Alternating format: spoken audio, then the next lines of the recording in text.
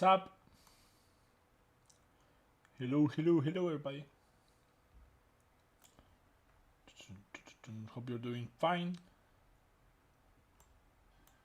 We got the music going. It's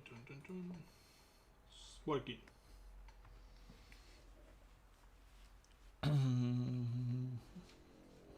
What's up, Roberto? Robert Jimenez.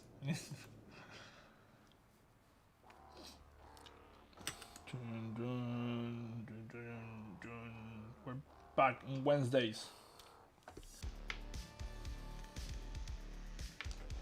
Oh, what's up, Macro? Oh, it's raining over there.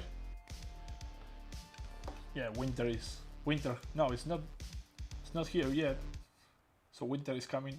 I kind of didn't want to say that because Game of Thrones was such a disappointment. Such a disillusion, man. I gave 8 years of my life to that. Fuck.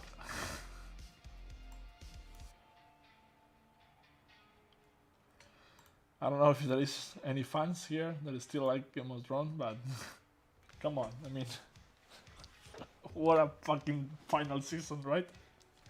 That was the worst. Now I hate it. I mean, I don't want. I even have the fucking mug. You know, I bought it at the peak of the show. You know, when they were at the highest. Now it's so depressing to think about it.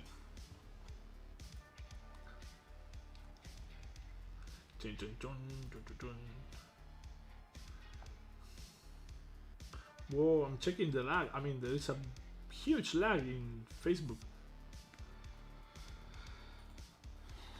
Sentí que me robaron el tiempo con ese Decent Macro. Yeah, Macro, the same, brother, the same, dude.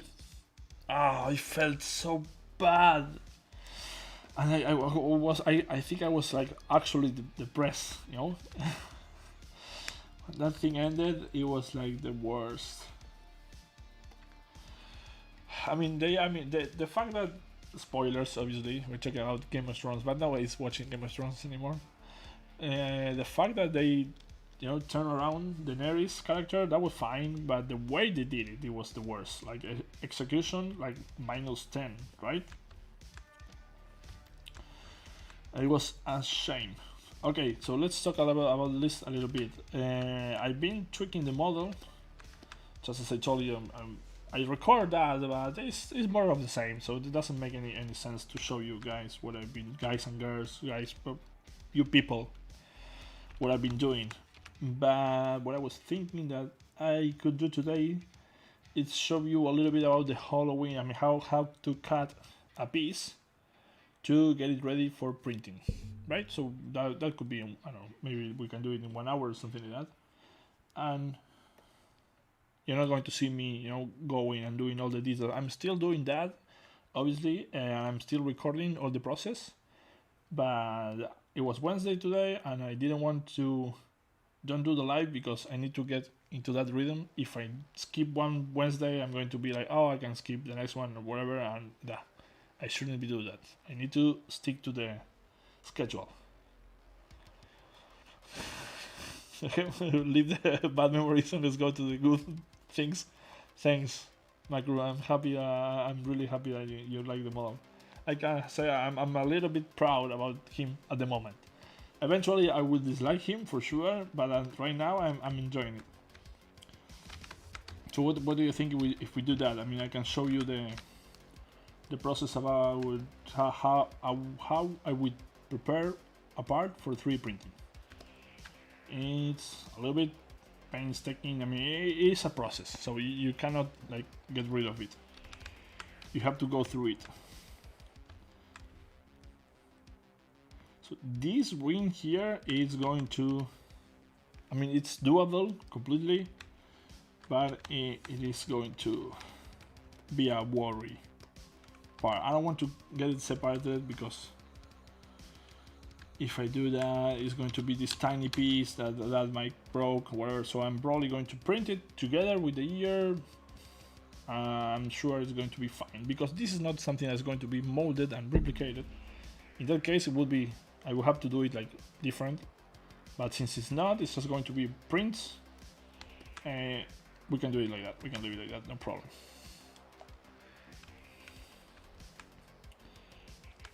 So what I'm going to do is take all these to a different, or not all, or what I'm going to show you today. So it's easier, you know, it's not cluttered, we don't have a lot of stuff going on here. And actually, if I end up liking it, I can keep that and use it for the final print. There we go. Oop. Just going to work this a little more so it is like it should look at the end.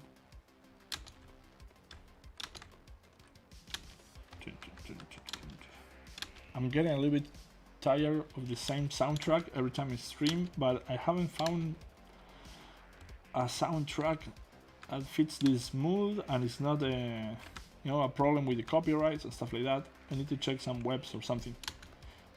I have used different tracks, but then when I check my YouTube page, I see that they are kind of like a strike by copyright law.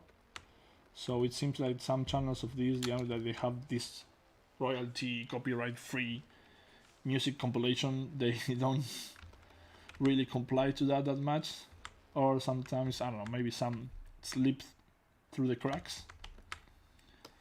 So I'm sticking to this one because I know it works.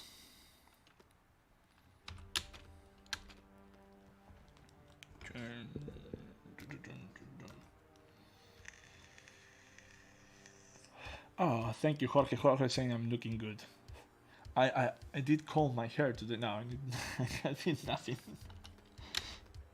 Thanks, bro. I'm glad you're liking it.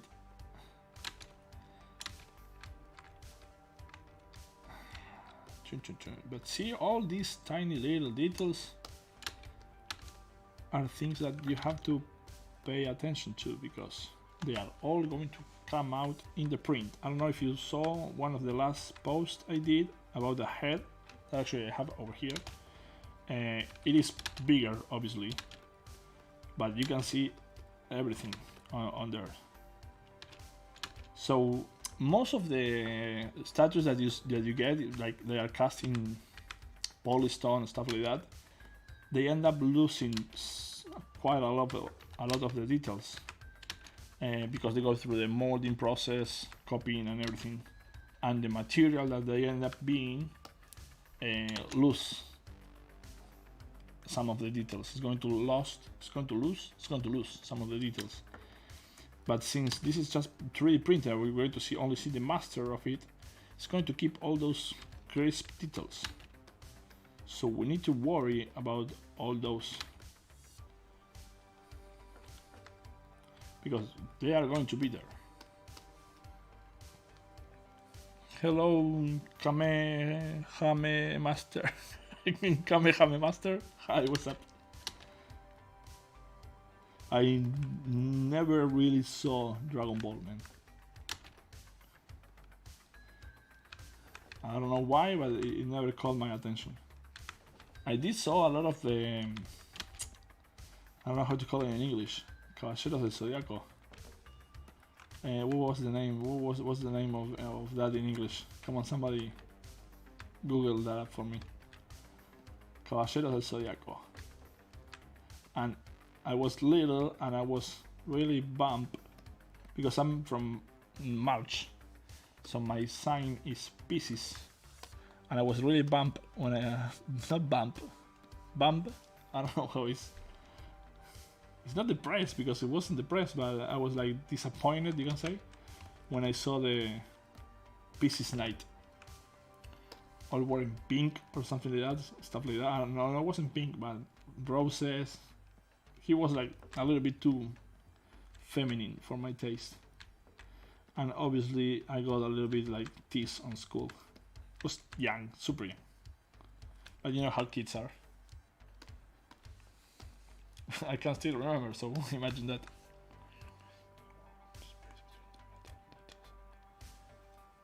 let me check.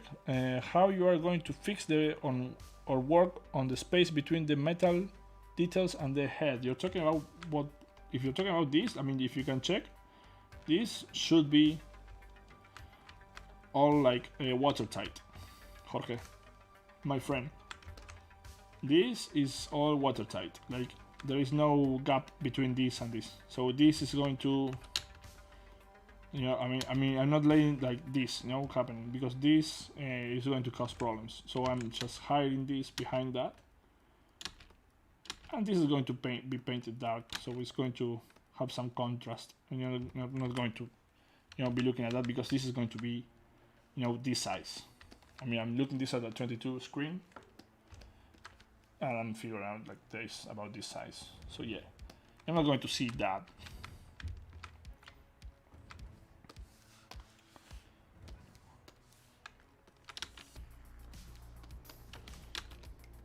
So you have to have that in consideration. Like, remember, yeah, the good thing about digital is that you can like zoom in like crazy, but don't get lost on that, because many extra details that you do are just going to get lost. It's just finding a balance, I think, but you get that with experience.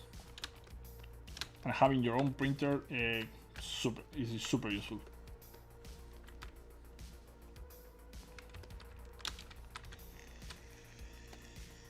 So I'm going to just start a morph target just to have the chance, you know, to adjust this if I want. I'm going to do some stretch marks, you know, because this is, I don't know if it's stretch marks is the word, but some stretching on the fabric. I'm still thinking if I'm going to probably add some details to this fabric or not, because it's, I mean, I'm going to maybe, yeah, wear it down a little bit, but I'm not going to go crazy because this is going to be covered by the hood most of the time.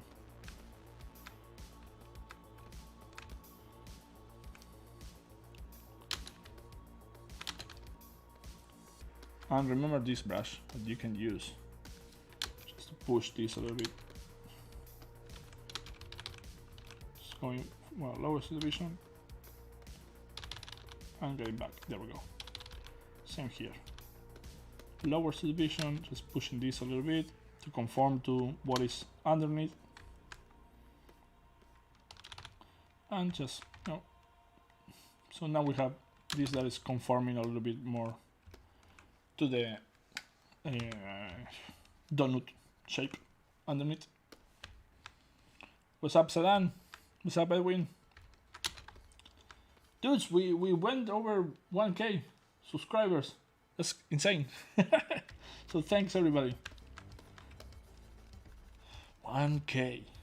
I don't know how it happened, but it did happen. So I'm hoping you're enjoying this or learning something from this. Because I know, I mean, it's super hard. I mean, I see some of my friends or people like I really enjoy the work, like Sadan working, and it's not easy, man. I mean, it's not easy to stream and talk at the same time, but it's also like from the other side, if you are working on something and you cannot see what they are doing, it's not easy to keep yourself entertained, you can say.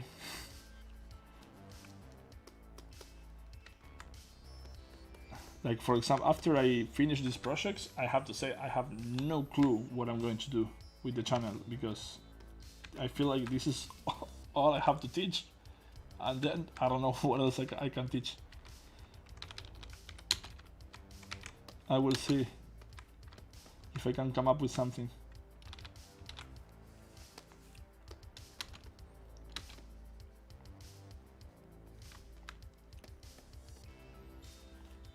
Man, this should be all going all the way there.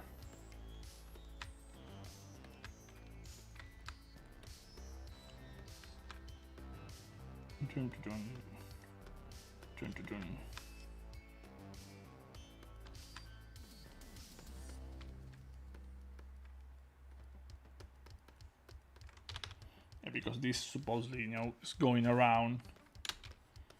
So I might have to do something like this and just hide that. And then everything is going to be decimated together.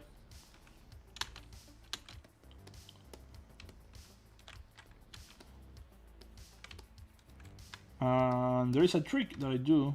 I'm going to show you when you have decimation, and sometimes, I mean, you need to scale the figure, to get the resolution to work, because you go to the highest subdivision, to the highest resolution, and it's not giving you enough polygons. And there is something that I do. Sorry, I think I burped. There is something that I do that might you might not know, and it is going to be helpful if you run into that problem.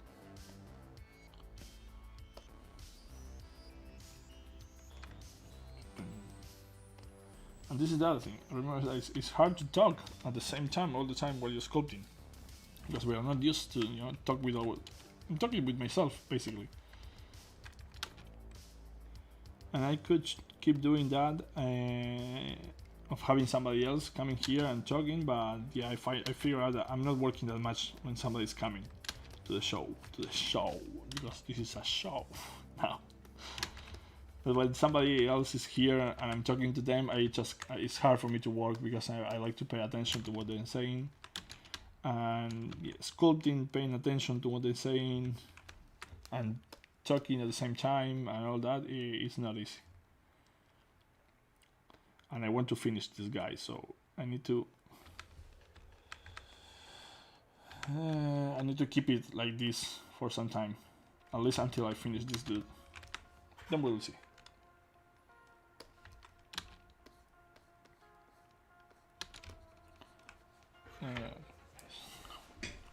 What are you talking about? Let me check. What's up, Gavino? No 839. That's always that always got me. I like the man of the cool schools. Thanks. What's up, Gavino? What's up, Maxi? Let me see. Thanks, man. Yeah, thanks for the congratulations on 1K. I feel this is. Let me do something, because this feels a little bit weird. Because I'm looking to the other side. It's from flip horizontal. Yeah, kind of like this. At least seems that I'm looking at the sculpt, right? I was on the other way around. Sadan dynamic pieces. Okay, Sadan wants to see some dynamic. Yeah, you've been asking for that for some time. Yeah, we can do that. Also, you can make some of your original. Yeah. I mean, I will definitely do some originals. I'm thinking about that. Try to reprinting, but my work is not good as yours. I would love to. Sorry, I am not used to reading the names on the comments. I need to practice that. Kamehameha Master is saying, like, again, Kamehameha. I would love to try 3D printing, but my work is not as great as yours. Dude, I mean, eventually you will get there. It's just practicing, and you don't need to do something super cool to try to 3D print it and start learning about 3D printing. You can just do, I don't know, a face, a skull, something like that. Something that is, for me, is cool. Like a skull is always cool, and you can do that and just learn how to 3D print that. If you have somebody that has a 3D printer or something, at least to get started doing that and get involved.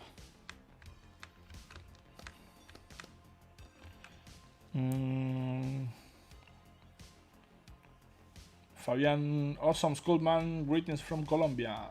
Thanks, Fabian, thanks a lot. Saludos a Colombia. I've been into Colombia, into, that sounds weird. I've been in Colombia, and dude, it's beautiful over there. At least I went to several places like Cartagena and the Tayrona Park and some other places. I cannot remember the names now because my wife was doing most of the planning, so she remembers most of it, of the names. It was actually our honeymoon, and it was super fun.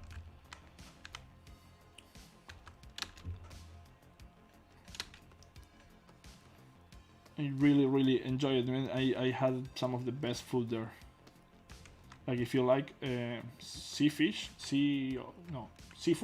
not sea fish. Well, all the fish are from the sea. Some are from the river, so shut up, Franco. Seafood, that's what I meant. Colombia has some nice, good seafood. Okay, I'm just like going to be, see, this is what I'm going to be doing, like all details and stuff like that, and that is going to take forever. And I love it, it's fun, but there isn't much that you can learn from doing this. So let me show you. I'm going to. These are some models that I bought that I want to show you, but I'm going to take them out for now. I might show you later. They're from 3D Scan. I'm going to quick save this. Herbert Schultz, sorry, Herbert. Just leave it at Herbert. Awesome as always. It is hard to learn Zbrush. He's asking. I only do traditional sculpting, most AVA epoxy sculpts. Okay, Herbert, I gotta tell you, I don't think it's hard to learn Zbrush. I mean, I think you need to, dedicate your time to it, obviously. But if you already know something about sculpting and volumes and shapes and traditional stuff, I think you're going to have a easier time than people that never sculpt before. So if you want to test it out, there is a free version that they have. I think it's called Zbrush Mini, and at least you can start playing with it and learn and see if you like it before purchasing it. So that's super cool. Like, you will at least have a sense of the workflow of the way how it works. So I really recommend you get that copy and just start playing with it. You will need this. I mean, at least you will need a tablet. Like a Bamboo, a Wacom tablet. There are different brands nowadays, but you will need that because you cannot do awesome stuff just with the mouse.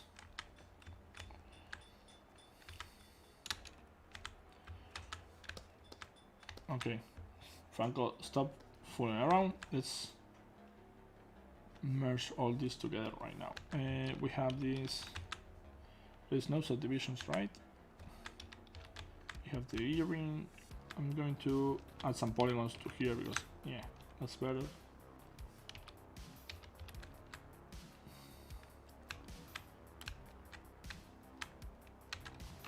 Let's separate this a little bit more because I want to, see the difference. Like, one material to that one. I'm talking about materials, I mean, like this is, I don't know, leather or stuff like that. The other one is flesh. And this is one thing that you have to keep in mind. See this here? This is going to be a problem. It was what Jorge was asking. So what I can do, what I usually do, is I use the H polish brush. I go to the back face masking, and this is back face masking. It's higher by the freaking stupid logo. There we go. Back face masking that you will find it in under brush. I don't know if you can see it because it's kind of, but it's auto masking and back face mask. There we go. And holding Alt, I just add something there. Now this can be obviously more. I need to find more tidy. But what I can do is mask by polygroup, and that is always only going to be, since I have different polygroups here, it's only going to affect the polygroup that I'm clicking on first. See? Mask by polygroups is under, I think it's the same. Yeah, auto masking. Brush. Right? There we go. Mask by polygroups. And you set the slider to 100. And now see, if I touch that polygroup, it's going to affect that polygroup. If I touch that one. So that is a good way of knowing that you're not going over the edges, but you need to have the polygroup set. Just remember that, and remember that is like a universal setting. So once you finish using it, I recommend you take it back to 0, the slider, because it is going to be applied to all the brushes. It's not like a per brush basic setting. It's a universal setting. Just something like that. I should, I'm going to just, because I've been doing some adjustment to this one, let me just save it, because I don't want to lose what I've been doing, since I need to take advantage of any chance I can. Head, rim, wrapper, head. I can take this back into the whole model, and I don't need to redo what I did here. Sorry, Gavena is asking something. Don't worry about my nickname. Okay, let me see. Maestro, I'm looking great so far. Sorry. Juan Villeda. Maestro is looking great so far. Nice. I love that everybody's speaking English, man. If you went over it already, but you can speak on how to make realistic wrinkles patterns and keep it from feeling artificial. Okay, yeah, we can do that. Don't worry about my nickname, says Kamehameha Master. I know how difficult it can be to read nicknames. We're pretty used, by the way. Okay, I will answer that. Herbert, thanks for your information. We'll give you a try in the near future. Nice, Herbert. You should, man. Zbrush is fantastic. Are you working on different faces? I mean, we have various different heads or only a single one? I don't know yet, Gaveno. Maybe we'll see. For now, it's only this one. And let's keep printer is going to be the Formlabs 3. That's the printer that I have. So I'm going to print it on that one at probably 50 microns. And about the wrinkles. Yeah, wrinkles, I mean, you can, there's many ways you can do wrinkles, but what I do to get them less artificial is basically like use a lot of reference. Like this is all like a mess right now. It's not like going, working correctly, but we have to have in consideration that this face is not realistic, so I don't really mind about that, but this has to be reworked. But what I do is use reference, man. That's the most important thing. You gotta go with some references. And what is cool is that you don't have to do them like doing a straight line. That is important. Like you don't have to go and do a wrinkle like that. You kind of gotta go and work it a little bit, to get some kind of rhythm, flow. Because the skin is all, it's all braid. It's all like a huge mesh. It's all these parts like interlaced together. And what I like to do is this. I talk about this, like the Zbrush stroke shader that gets that effect that is going to twist, the alpha to different ways. So you go and you do the straight line, but it's going to give you that effect. So if you get it really slow, really not slow, but like 0.0302, it's going to give you this effect, and you don't have to be moving your hand like that all the time.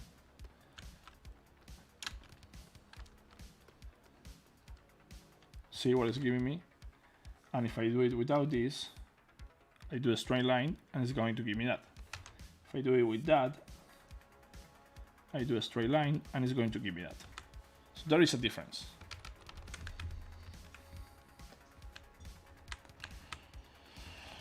Hello, Mr. Sanson. Oh man, Mr. Sanson. I remember watching that movie when I was a kid. Sanson. It's a cool movie. Well, what I remember. I remember it was a cool movie. One other technique. I mean, one thing that you can do for like this kind of bumps, stuff like that, it's using this brush and an alpha like this one. And this I learned it from, I think I saw it for the first time from Amilcar and Dana Fong. If you don't know that guy, you should check him out. He's amazing. His designs are like superb. This is a cool way of doing this lumpy kind of skin. And what I do a lot of the times, what I like to do is mask. I do this a lot. It's mask by cavities. You can mask by cavity.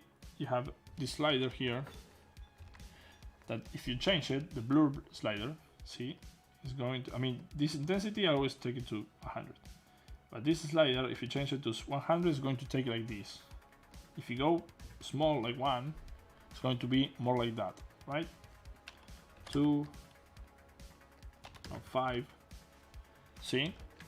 So now you have all these lump, everything masked. You can blur this a little bit if you want. Hide the mask so I don't see it, and you can, for example, go and inflate this a little bit. See, and it's going to give you that, and that is quite useful. I mean, I do this a lot with the text, with the critters, and I do this a lot not also because I've been doing this for some time, because when you print it, you need to bump the details quite a lot so they come out on the print. So let's say I have it like that. See, but just remember, this is going to be like this. So you're not going to see that micro detail. If you're, you know, if you're like here, yeah, you're going to see all the wrinkles. But when you're like that, it's not going to read. So you need to bump them up, bump them up, bump them up,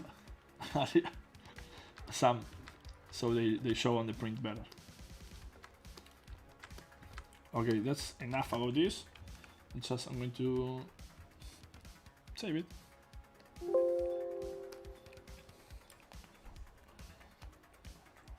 Also, working layers, says Gavin. Yeah, working layers is super cool.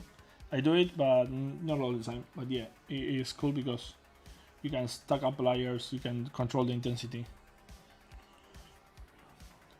Mr. Sanso, my live was on Mondays, Mr. Sanso, but as I said before, since my daughter changed days, I had to reschedule, but now actually she's just going by herself, so it doesn't make sense anymore. So I was like, yeah, to the hell with it. I'm just doing it then on Wednesdays, middle of the week, you know, I can relax a little bit, do something fun, and I don't need to think about it on, you know, during the weekends or whatever. I just can work on this more relaxed because it's middle of the week. I've been working for 2 days, like fully. I don't know, it feels better for me.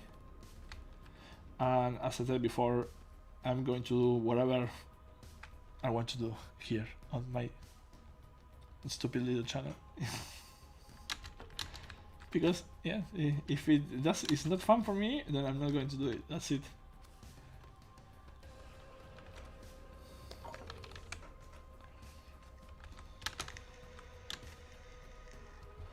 Okay, see, all this needs to be readjusted, but come on. Okay, I'm going to be doing this forever, so I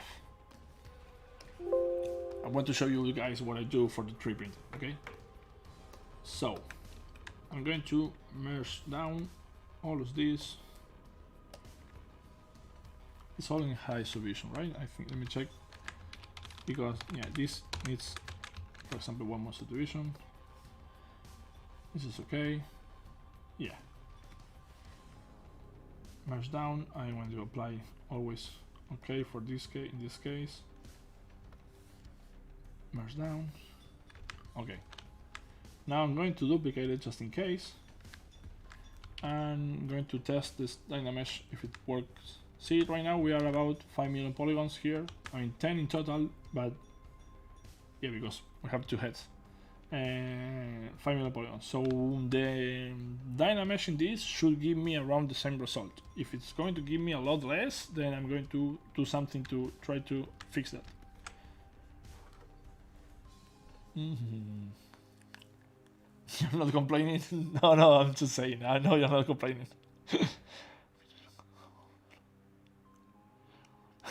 Yeah, yeah, it would be fun, but yeah, I need to work going online every day. Store more fragile. Usually, yeah, I do the same, man, but with the now smoothing a bit and using morph brush with pressing alt, I think this is the easier way. Dude, I have a whole, I did a Zbrush Master showing that, my workflow about that, but with now the new things that Zbrush is coming out with, like the new, I think it's called Contrast, that's basically my workflow, super compressed to one brush. So I love it. I love what they did with that. They added to the formers and they added to the having it into one brush, so it's super cool. I'm going to show you what I do here, but actually you're not going to have to do this anymore because it's just going to be one brush in ZBrush. Mr. Samson saying your streams have been helping me a lot. It washing away a lot of illusions I used to have. Nice, man. Super cool. I'm happy about that. Yeah, a lot of people have fear, you know, I was starting with this software and whatever, but once you get into it and you start like actually sculpting the stuff and doing it, you realize that it's not that hard. I mean, obviously it takes a lot of work, but it's not like impossible. It's not something like otherworldly, you know? Okay, so now let me show you this. We have all this. I'm going to show the double. All this is one mesh. Now see, this is a fucking problem. Sorry, I think I have to curse in YouTube. Now this is a problem. Why? Because this is going to generate some errors during the 3D printing, stuff like that. Let's check on the front. Everything seems fine here. So good job, Franco. Okay, let's take this. What I do to fix this is I usually go with a smooth brush. No, not a smooth, sorry, inflate. I go to the connection point here, like inflate it until I see the other side. See, you can tell that this side is, you know, pushing through the other one. Just hide this. Just drag the zero mesh one more time. Check out the poly count, and now when I just check, now you can see that it got rid of that. See, because it connected the 2 points, and since that was floating inside the mesh, ZBrush is taking this as a solid object, so that can be there, so it's going to get rid of that. So now we have this as a solid mesh. Okay, what to do now? Now what I can do is what they were talking about, that I show you guys once, but I can show you again, my workflow about bumping up the details. Like, I start a morph target, create a new layer, go to the smooth it many times. So instead of sliding this, I just go to repeat to active, and you can tell here that it's been, you know, it's very smooth. But what I do is take this and reverse the layer. Once I reverse the layer, let me show you I mean, you can tell the difference, right? Active, not active. Now it seems small, but it's actually really helpful. But now what I do, instead of applying this, I have this active. I delete the morph target, I got it just in case. I store a new morph target with this active. Now I delete this layer. And now with my morph brush, I can go and selectively add that bump detail what I want. Why do I want to do that? Because when you do that, I mean, you're going to also bump up, you know, these parts, for example. But at this point, you should have a key like fully ready. Or in this case, since I cut it and I know that this is going to be the edge, you know, of the figure, I don't want to change that, because changing that is going to mean that it's going to, you know, touch the other part, so it's not going to fit right or whatever. So I don't want to mess that up. And actually, I think it's just better because you have the control of where are you going to apply this.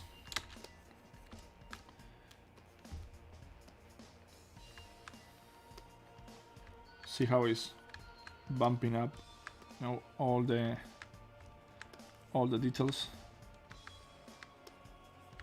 and is creating this line there. That is actually useful because when you're going to print this and when you're going to paint this little line there is going to cut, you know, the paint, and it's going to get it in there, and it's going to be easier for you to do the paint without, you know, going over to the other side. But probably this is going to require masking, but regardless, it's going to help for sure. Dude, I'm getting so smooth speaking in English. I'm sure it must be talking in English or speak. I don't know. Well, when do you say speaking and when do you say talking? Oh, this is like, oh, this is bad. There is no texture here. I didn't do anything here. But who cares? I'm just showing you about the hollowing and processing for this. Okay, let's say I have all that, right? Now, let's go and check the size of this, because I don't remember if I set up the scale already or not. Scale master, sorry. Centimeters, slice. Okay, this is around 10 centimeters. So yeah, I think it's, let me check. Where's my rule? Where's my rule? Oh, there we go. So yeah, 10 centimeters. I think it should be fine for something like this. We have it because we have the neck. Yeah, probably I did scale it before doing this. Okay, so we have the scale. That's important because why? Because we're going to hollow this guy up. So it's going to depend on the scale. And since I've been doing some 3D printing, I know what setup works the best for me.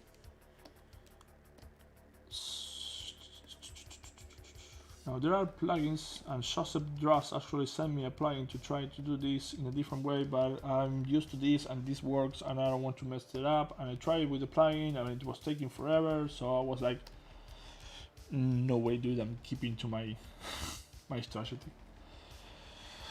Give me a second, I will read the comments. I just want to get this done. Auto save it. It would be, well, there we go, that was fast. Okay. So what do I do next, Franco? Yes, I'm going to delete the first one just in case. I don't care about that anymore at this moment. Just going to duplicate this just because I'm showing you stuff. And let's go and make the holes. This should be a Dynamesh offset. If it's not a Dynamesh offset, it's not going to work, okay? I'm going to read the comments after I do all this because it's going to take some time, so I'm going to have some free time. I can even go and take a shit if I want. Now I have this brush, you know, the EMM primitives. I'm going to hold Alt and drag, and let's give me a second. Let's see.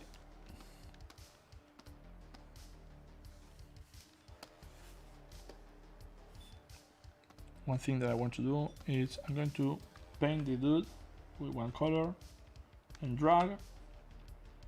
I'm not going to see it because it's going to go inside, and I actually have the double active, so you're seeing it like a normal object, but you can see here, if you don't have the double view active, that is, you know, normals are flip. So that means that it's going to go inside. It's going to subtract, sorry. If you actually, you know, if you actually press the polyframe, you're going to see that it's white. Every polygroup that is white is always going to subtract. Now I have it there. I'm going to take it further. I'm going to make this a little bit longer because I'm going to make sure that it's going to have enough depth to generate the hollowness and still go through the object. Now that I have that there, I'm going to geometry, Dynamesh, and there we go. This magic button create shell. Thickness by default is 4. That I have come across that is just too thin for printing. My magic setup is around 20. You can go less if you want, obviously. but between 15 and 20 is going to be a nice print, solid. You know, it's not going to change over time. You know, heat is not going to warp it, stuff like that. So around, I go for 20 just to be sure.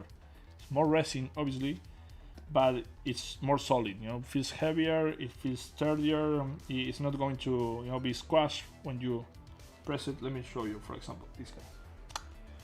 I don't know if you can see it, but this, it was hollow up at the 20 scale, and it's sturdy, man. I mean, I can push this and it's not going to bend or anything, even in the flat side. If I push a little bit too hard, you can see that it's, you know, it's bending a little bit, because resin, it has that property. And actually, the better resins are a little bit flexible. The worse the resin is the harder it is. Not in the sense that it's harder, but it can breaks easier. That's what I'm saying. It has less resistance, you can say. Okay, so now we have that there, and you can see it's black, right? And it's black because I have the black as the secondary color, and since I pressed Alt, it took that color. And it's important, it's super useful that you have colors on this. So I'm going to create a shell, and now I'm going to read the comments.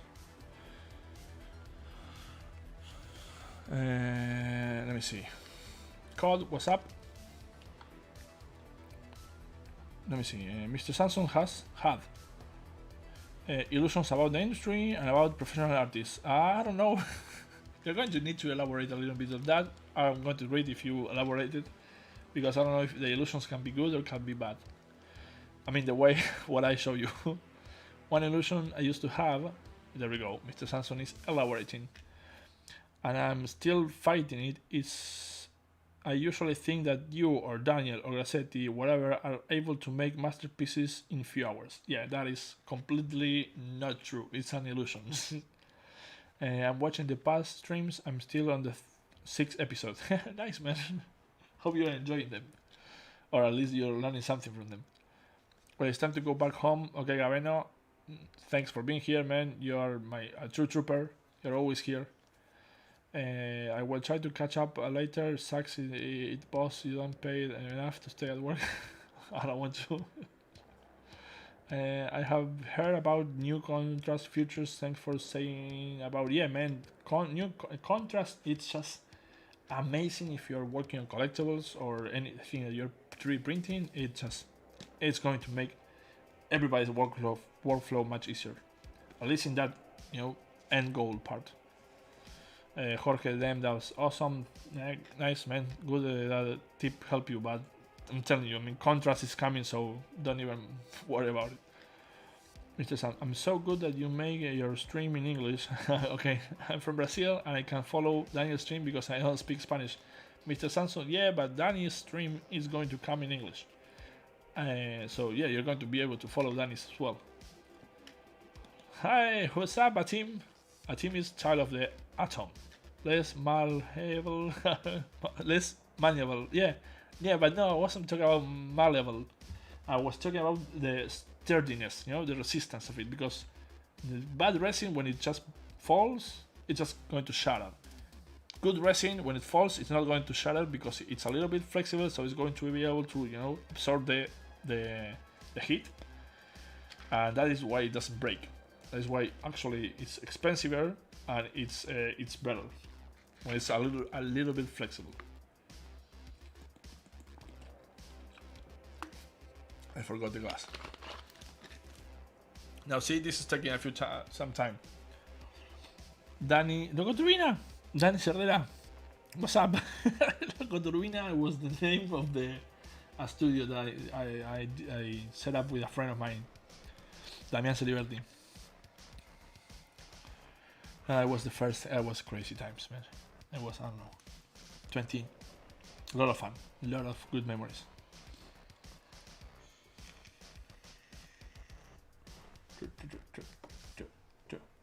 Oh, let me show you this guy in the big camera. Let's see. Big camera. I'm going to take out Zbrush. Well, let's make it smaller so we see what happens to it. No, come on. Oh, I'm so pretty. See, Look at this bad boy. And this is something that I'm going to announce soon, I hope. It's focusing, right? No, it's not. Come on, camera. It's focusing in all the wrong places. Always do that. They always do this. Come on, focus. There we go. That is quite a lot of details that it got. And it's even better if you see it in person.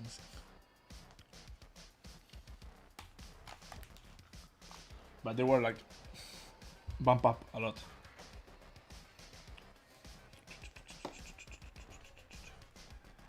Will you be? Oh man, I forgot to get the chat here. There we go. Whoop.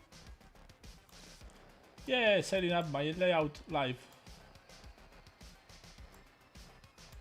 Let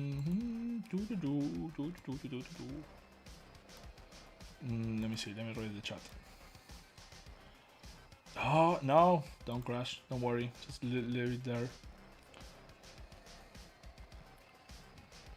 Saiga, what's up, man? Felipe, which would be your advice for someone who wants to become a digital sculptor for collectibles?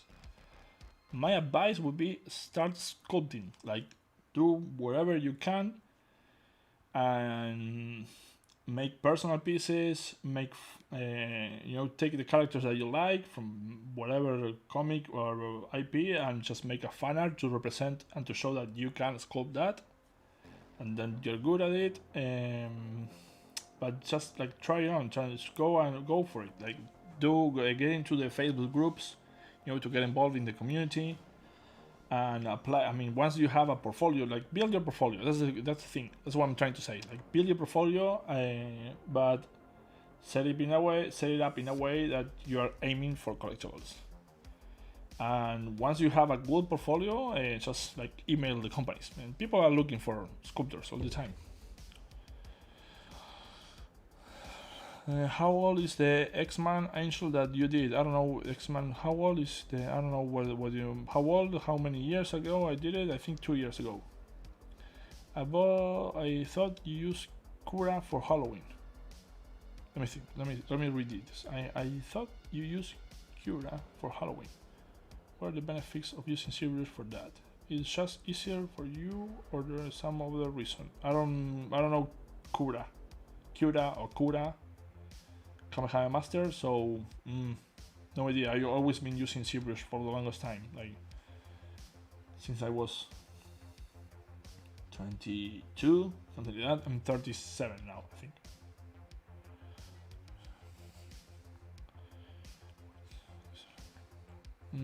You should quit this electronic cigarette. Make you look like a futuristic Fidel Castro.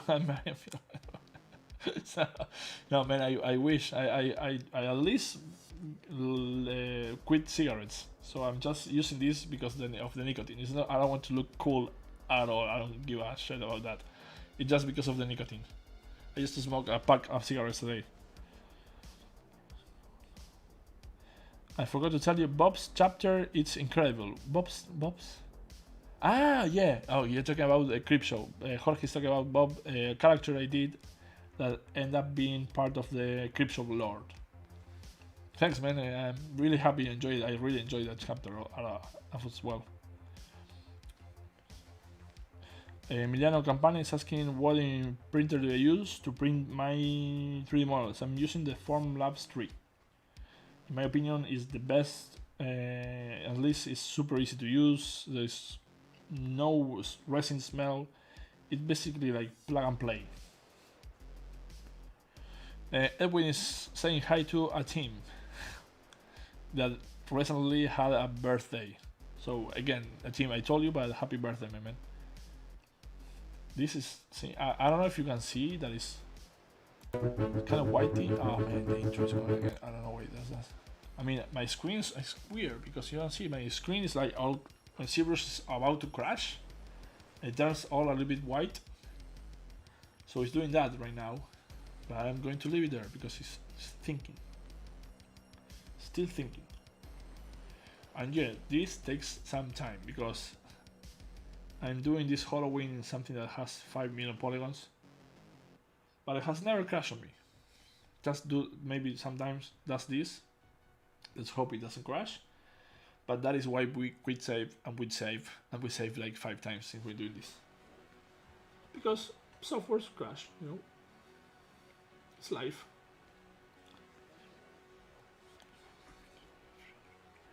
Oh man, Cura is a program for preparing models for 3D printing and it's free. You should try it if you didn't. Dude, I didn't. I'm definitely going to try that. Because if I have anything that can speed up my workflow, Cura software. If I have something that easy to use 3D printer software, I'm definitely going to check it out. The thing is that Formlabs has their own software, but it doesn't have a Halloween feature so far, for what I think. So if I get something that can make the Halloween and the holes other than Zbrush, that would be nice. I know that G2Box does this, but I haven't used it as well. And I'm dealing with a lot of polygons, so I know that some of the other softwares can handle this amount of polygons. Usually, 3D printing parts, 3D printing software, they don't go over 1 million polygons per tool. I mean per object. So you can have 1 million polygons in the head, 1 million polygons in the hand, whatever, but you can have a file that has maybe 2 or 3 million polygons and set that to the printer. I'm going to wait a little bit. Let's see. How long have we been doing this? For about an hour. Okay, I'm going to give this, I don't know, maybe 2 more minutes. So come on, give me something. I'm going to wait. We can chat a little bit because I want to leave Zbrush do what it does.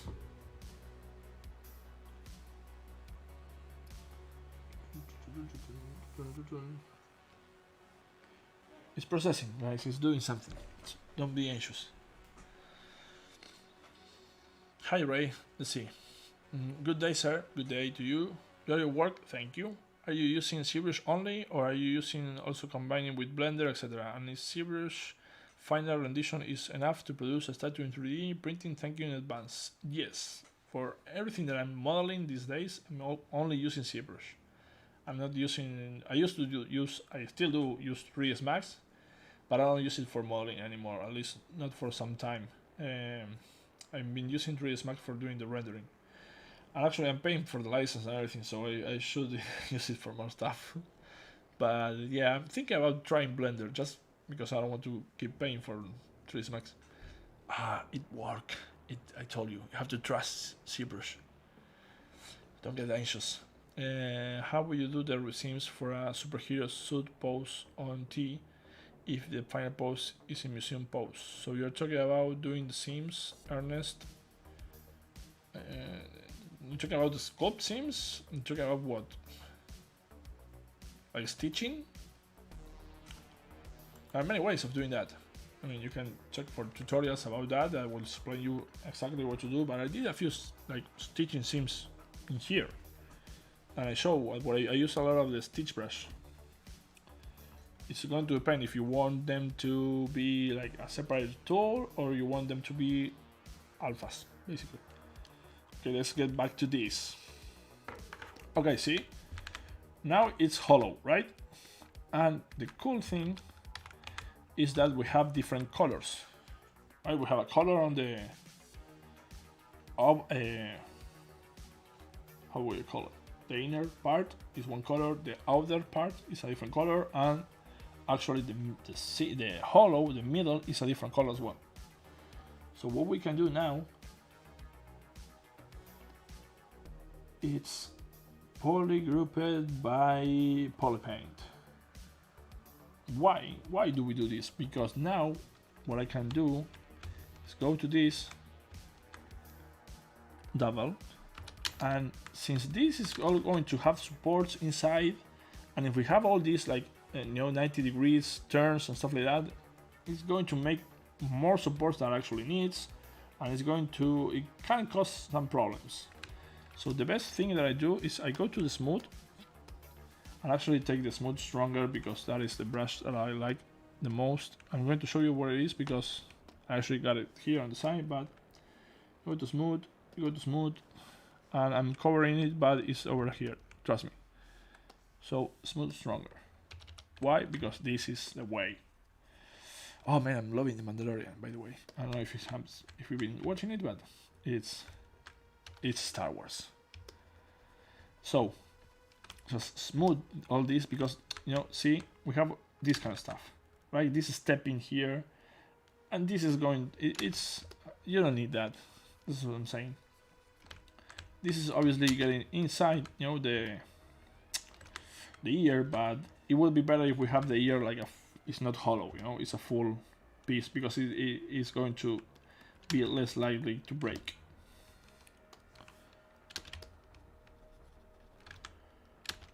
And let's just go and smooth everything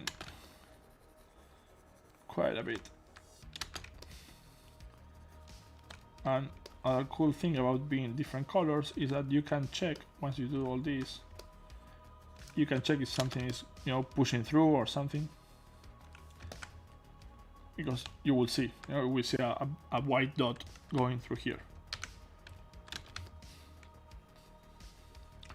Now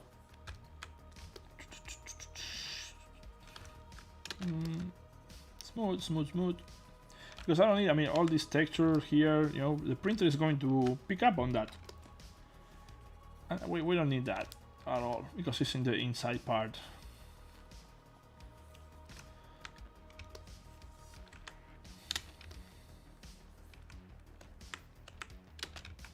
Now there are many ways of doing this. This is just the way that I do it, because I like everything.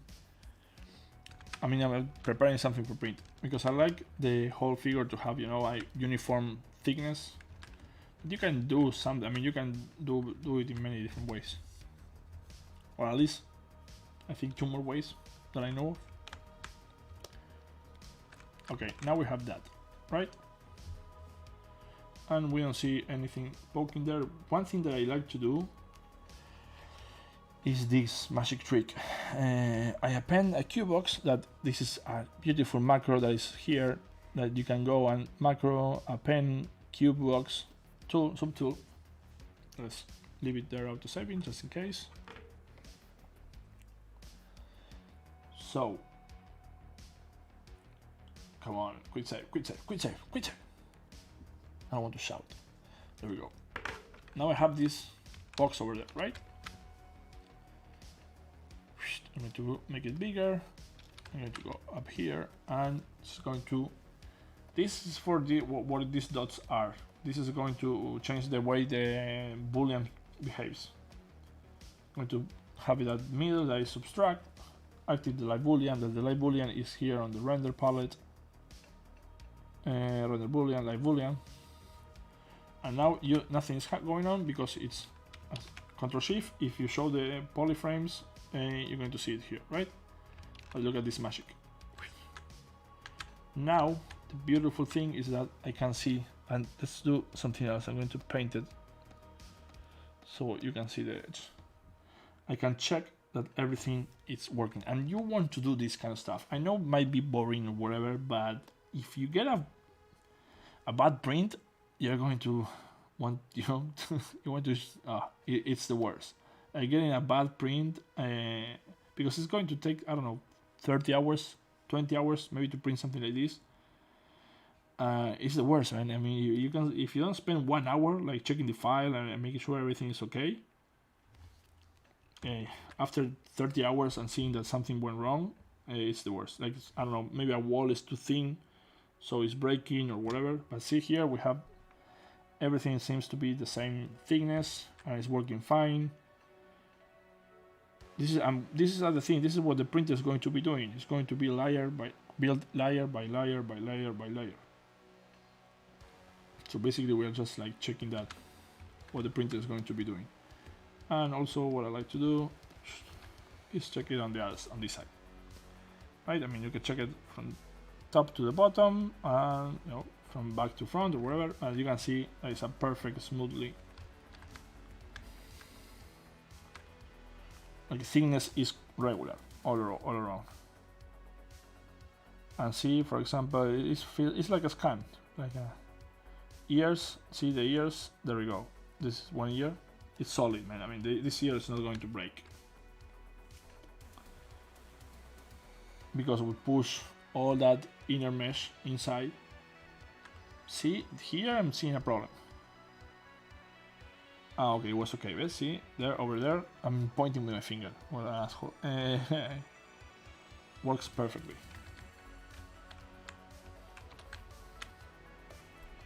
Okay, I'm going to save this just in case. We don't want to lose what we did today. But this is another thing. The way the printer works, they use a tray full of resin, and the platform, I don't know, yeah, the printing platform, I can call it. It's going to go down, and it's going to get into the liquid resin. It's going to get the laser, to heat up the resin, to solidify the resin, and then it's going to move up again. For some reason it does that, and then it's going to go down again. What's going on there? If you have a hollow piece that has a lot of hollow space, it might create a bubble, an air. How would you say? It's not air, but air will be trapped there, you can say. And when it pulls up again, if the air is just too much, it's going to take the print out of the platform. You get what I'm saying? Like, because of the pressure, it's going to come off the platform. So you need to make 2 holes at least in a print. You need to make a hole in one side, and if you can, do it on the other side as well. I know that this print, probably, this is what I'm thinking, I'm going to print it like this, right? But all the supports are going to be like this, are going to come from here. Why? Because this is actually going to be upside down. I mean, from what I'm seeing here, this is actually going to be printed like this, because of what I'm saying. Like, the print bed is going to the print bed, yeah, let's call it the print bed. It's going to be there. It's not print bed. What did I just call it? The platform. Oh, now it's sorry. It's going to do because I masked it there. It's going to do a new diamesh where you can control script it, control see that. The print bed is going to be here, and it's going to drop supports from there to here. So this part here, here is going to start to create a pressure air accumulate there. So it's good to have a hollow on the back here, but if you can have 2 hollows, so it's good because the air is going to flow better inside. So since we have all this guy that is all like fucked up and full of like scars and whatever, what I would do is make one more hole probably around here. And this is the good thing is that you can go and just drag it there, and just let's go make separate, separated by masking. Now I have this guy here, and I can test it out by the live boolean and see. This is the hollow that he's going to have on his head. But this is something that later on you're going to have to use some putty or whatever to close it.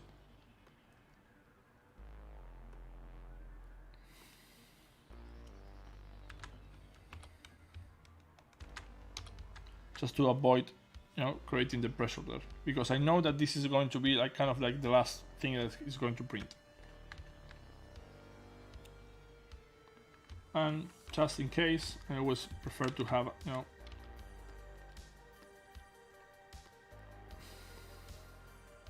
something else that's going to allow air to come out, because this is super easy to, you know, to close. I don't need to worry much about that. That's super, some party and some sanding, and that's it. And you're not even going to see that part. Now I'm going to new folder, get those holes ordered. Everything is here in the folder. Let's just take this here so you don't get confused. Everything is here in the folder, right? What I like to do for this kind of Boolean operation is to make it in the folder, because that is going to give me a new subtool, and it's going to keep these subtools here. And it's not going to take the, if I do it make Boolean, it's going to take the subtool to a different, you know, menu here. And I just like to keep it organized there. So make Boolean, and now this is carving the holes in the object. Let's see.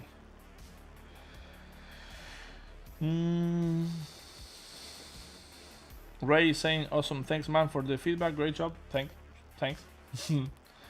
Jainer Romero Castañeda, hola, excelentes trabajos, muchas gracias, thank you a lot. Andrés Pinilla, hey Franco, hard working as always, thanks, yeah man, that is all what we do.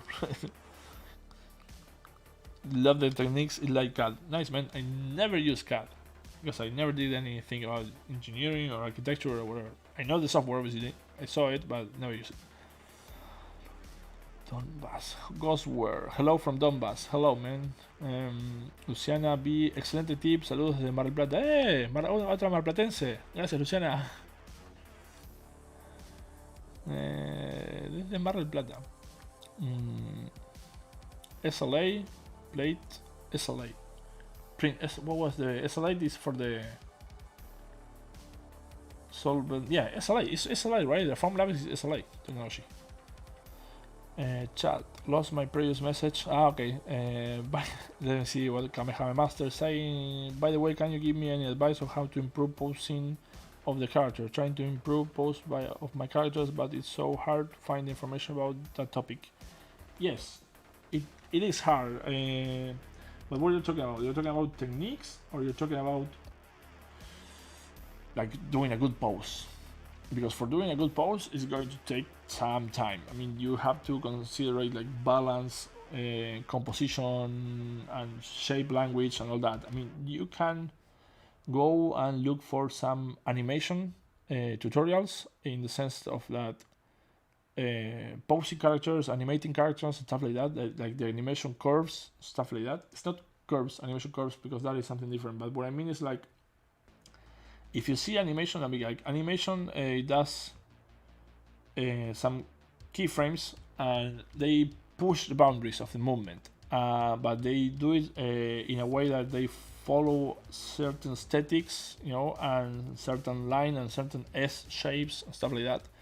They help a lot to figure out how to balance a model. So you can look for that, and that might help. And if you're talking about techniques, all I do is just masking, you know, using the Transpose Master and just masking it and taking it to Transpose Master, mask something, pose it, and then just taking the T-pose back to what I'm doing. I show how I did it here. Okay, now, yeah, the colors are fucked up, but see, we have all the holes. I'm just double checking because you might have some issues. I have one print once that it got some weird geometry and I didn't even notice, and I sent it to the printer and it was print perfectly and it was all fucked up in the back, and I didn't even saw it because it was so late. So this is fine, this is perfect. We're going around 8 million polygons right now. We want to take that, I'm going to duplicate it. I love duplicating stuff, and because it's just easier, you know. Saving there, and if you have any problems, you can go back easy. You don't have to go for a different file or wherever. Yeah, files get heavier, but yeah, you can delete them later. Decimation Master. I'm not going to keep this. I don't need this. I know that it's going to be since this is nice, the custom only lets you go to 1000, but that is exactly what I need. Custom is going to, it's about millions, right? So it's going to make 1 million polygons.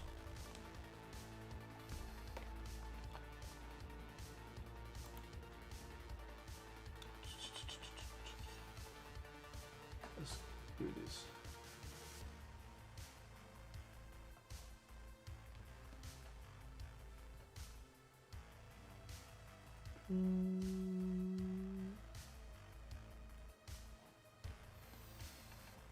It's processing.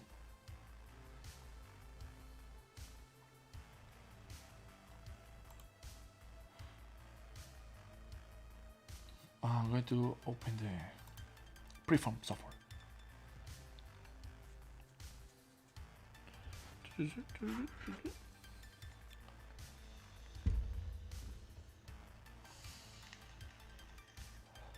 I think I'm going to be able to show you this, but just let's see, because I need to, it's light here.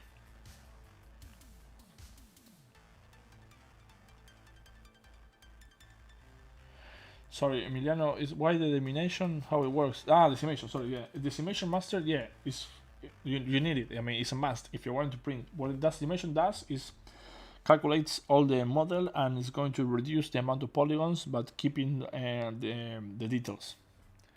So, I forgot to show this. Okay, I will check. Oh, there's an update. No, not right now. That is what Decimation Master does. It's going to it's reducing the amount of polygons. It's now that's what it's calculating. If you check the active points, we are around 8.5 millions, and it's going to take all that to 1 million, and it's going to keep as much detail as can.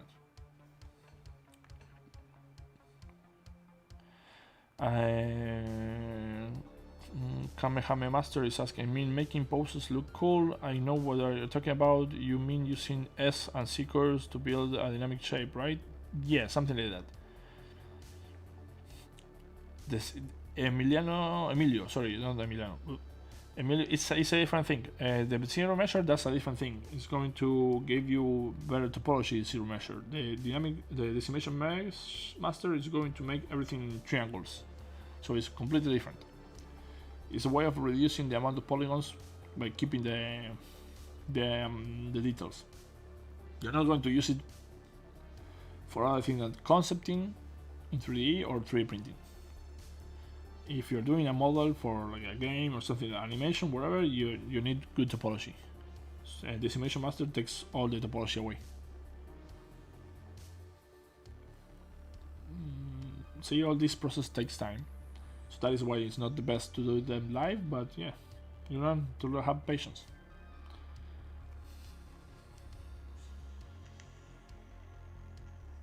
Oh dude, I'm look tired. I'm watching it myself right now. My daughter told me that I was old the other day. I'm 37. I think I'm 37. I'm getting close to 40. Mr. Sanson, you did something in the previous episode that I did not understand. It looks like you apply subdivisions only in the head, not the entire model. Oh, okay, yeah, that is something that you can do. But you have to do it at the beginning, when you don't have subdivisions. Like, if there is something that you know that is going to need, but this is like for the model that is not going to be animated, okay? If there is something in the model that you know it's going to need more details than other parts, at the beginning you can mask something, invert the mask, and apply a Ctrl D to give a subdivision. So it's going to subdivide that a little bit more, and then you just take the mask out and subdivide, and it's going to create some kind of n-gons or triangles or whatever is going to change the topology between the lower topology and the higher topology. And that way, every time you subdivide, the part that you add the subdivision is going to have 4 times more polygons than the rest of the parts. That is something that if you want to do, you can do it.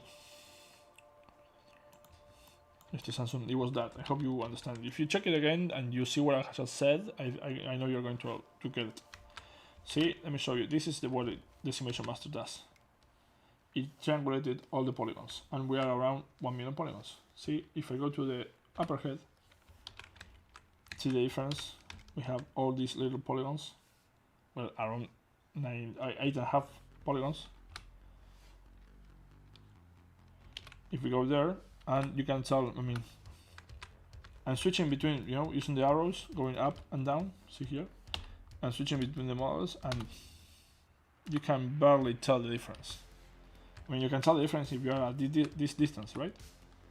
See, but if you are here, you're not going to see that at all.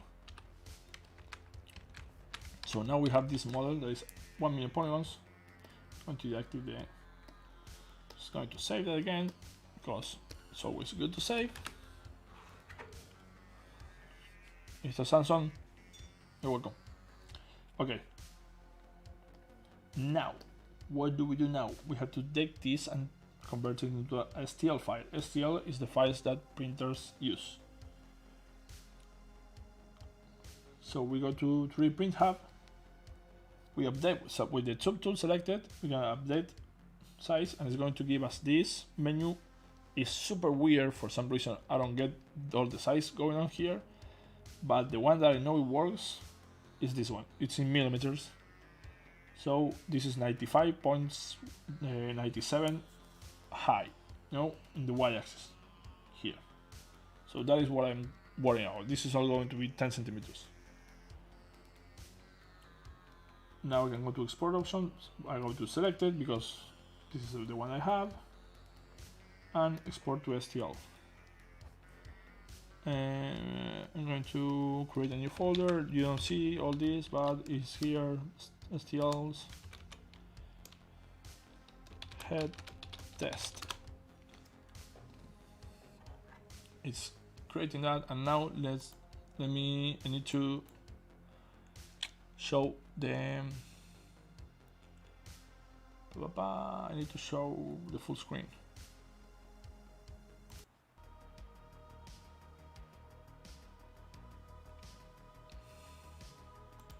Yeah, there we go.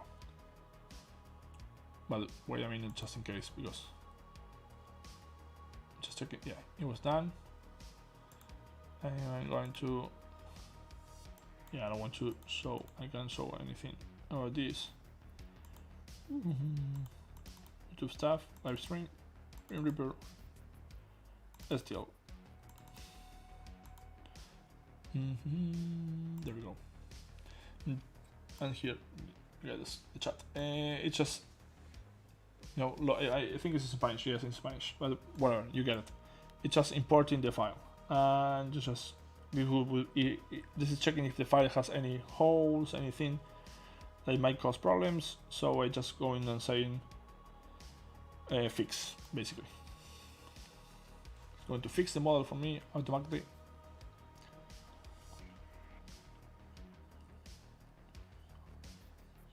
Yeah, man, Kamehameha Master, it's always hard for me to pronounce that. Kamehameha Master is saying that he's a fan of Simon Lee. I am as well. The way he poses characters and he designs stuff is super cool. Gavino, what do you miss? A lot, man. Just go back and check it. But yeah, man, Simon Lee gives life to the models. I love that. I think it has something to do with the way that they are like roughed up, because we're not used to see when we see movement, we see motion blur. I mean, we don't really see a perfect, you know, skin or all the details on somebody when they are running, they are moving fast. We have motion blur for that. So the fact that he kind of like rough up, you know, is making rough in motion. And you don't see all the details on a character. I think that might help, you know, to sell the motion of the statue. There we go. We have the model here. This is the preform software. Going to just line it up a little bit because I want to show you something that I am sure you can do this with G2Box or whatever. It's going to show you what I'm talking about regarding the hollowing and the bubbles and stuff. See, this is already a problem. I should have done this way around here. Why? Because again, the printer is going to be doing this, creating every layer, and now you can see here is going to create a air bubble, and that might, take the model out of the platform. That's why as soon as I get my hole here, it stops. See? As soon as the warning stops, like it's saying that this might cause a problem until it gets here. So maybe I'm going to go back and change where the position of the hole. This is something I want to show you that I do, that I have to check all the time when I'm printing stuff, because I have this problem, and after I realized about this, I never had a problem with the print after I fixed that. The cool thing about this software is that it's going to generate, see, it's giving me the same error, generate the supports pretty good actually, automatically.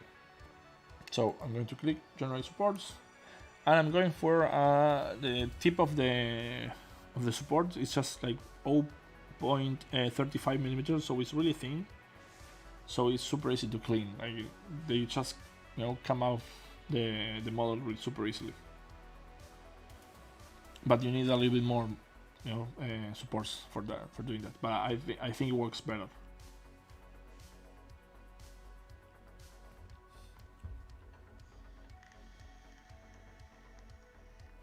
Now it's generating the supports, so just bear with me here, and for now it's just giving us, you can see here, it's giving us 12 hours of printing time. It's around 2000 capes, layers, sorry, capes, that's a different thing. Just layers in Spanish is capas, so it's similar to capes.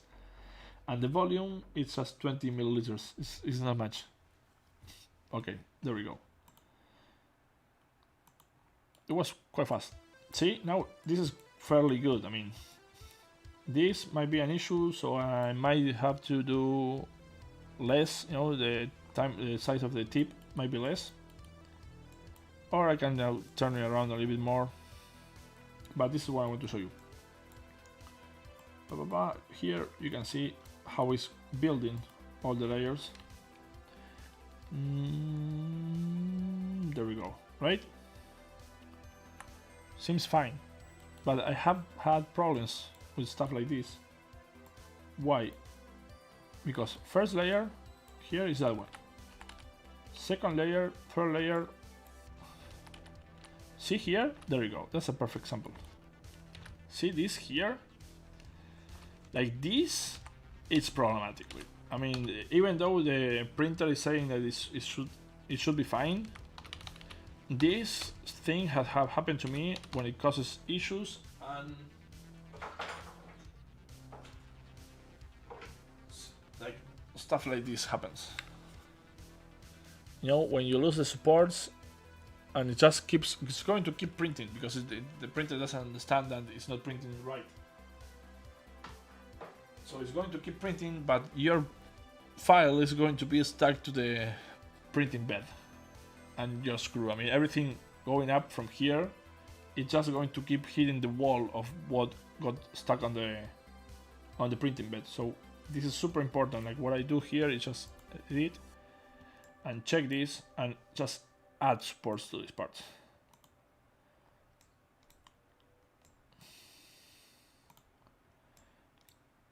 And this is going to solve all my problems. And what I do is I check that all around the model. I know it's a little bit more extra work, but after that you never go. I have never had any fail prints. Never. Like let's say, I don't know, this here, right? This just in case. I mean, you could basically add one more support here. Like it's not going to kill you. Just add one more support there, and you make sure that this is going to print correctly and it's not going to fall.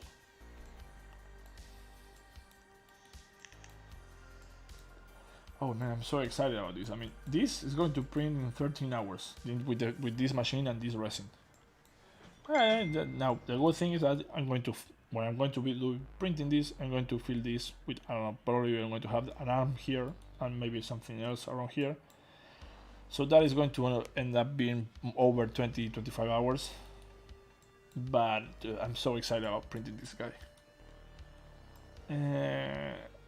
But again, this is already like telling me that yeah, this is not good because this is going to probably get stuck on the print bed. So in the print platform, so the best thing, as I think it's going to be hollowing around here. You know, so we don't have that problem. This hole I might take, I don't know, I might not need to take it out, but I'm going to definitely do a hole here so we don't have this problem. So we don't have any vacuum.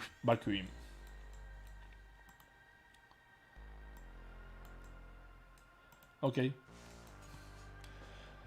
That was it. That was it for today. Not saving. No, I don't need to save this. So, if you have any more questions, now is the moment because we're finishing the stream in 5 minutes, maybe.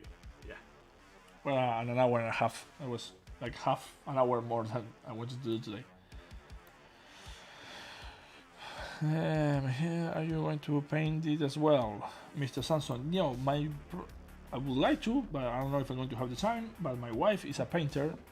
She is All Mother Paint in Instagram. I don't know if she's right now. I don't know if she's public with the Instagram or not.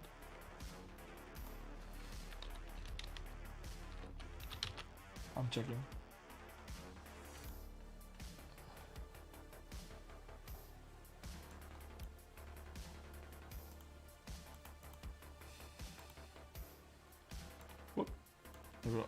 So yeah, she has been painting some of the stuff that I have done, and you should check it out. It's super awesome. And she's probably going to paint the Grim Reaper. Look at that. And she's actually at the moment she's finishing this dude.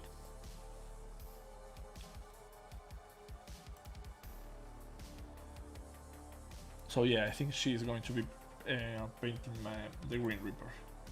I'm going to do a cape and everything. Probably, yeah, fabric wise, because I cannot print the cape because of the size of my printer. Not Makuru saying not to watch someone. Dude, I need to leave. It's like 11 here. What I'm going to check is the Cura. I'm going to test the Cura for sure. It was recommended to me.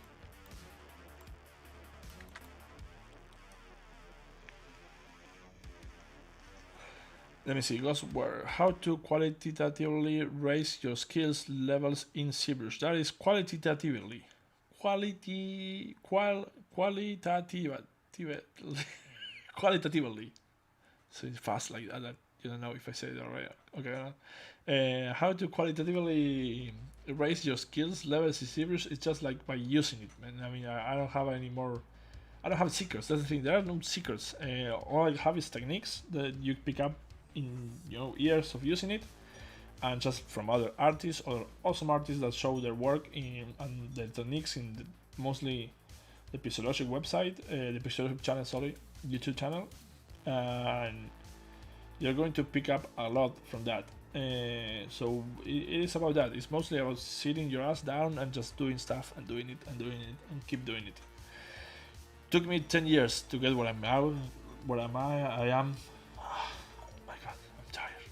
Where I'm at right now took me 10 years, a little bit more over 10 years. But it was a ride. I mean, it was super fun always. That's super fun always. That's not true. It was fucking hard sometimes. But I have to say I enjoyed the ride. I did many different things before doing sculpts only. Look at Cuenca, my friend. What's up? Magic bot. Yeah, there's a magic button that says like super awesome sculpt. like, but it's hiding. It's hiding around there, or around there. I don't know what it is. I forgot. Do this if you don't know, by holding Control, you can drag the bars. Okay. Just get a blank space like I do here. Just hold Control and you drag, and you have way infinite bar.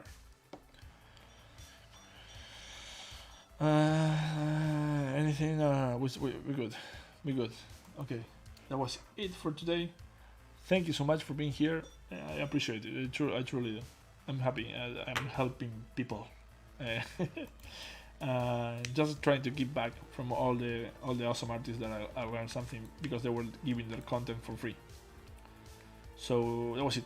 I hope you get something. I'm going to keep working on this guy. I don't know. I need to do a lot of more the details, but I don't know if you want to see. It doesn't make any sense to keep working the details and showing you how I do the details because it's just more of the same. So I'm going to record all that, and eventually I'm just going to do a how do you call it, a compilation of that, and it's going to speed it up a little bit because if not, it's going to be hours, and then I will upload it. Next Wednesday, I will probably see if I show more of, I don't know if I'm going to show more of these until it's about done to go to a printer, and I can show you then all that, but I might start something new. We'll see. Okay, that was it for today. Thank you again for being here, and see you on next Wednesday. Bye bye.